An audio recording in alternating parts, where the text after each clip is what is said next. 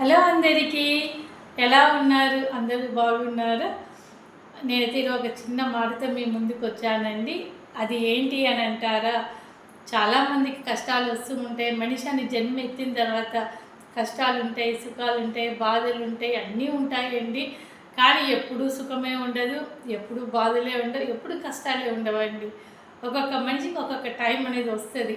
ఖచ్చితంగా టైం వచ్చినప్పుడు మాత్రం జీవితం అయితే బాగుంటుంది.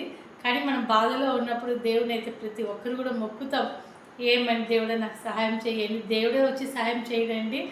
దేవుడి రూపంలో ఎవరినో ఒకరినైతే మన పక్కనైతే ఖచ్చితంగా ఉంచుతారు. అతను వచ్చినప్పుడు మనం గమనించాలి.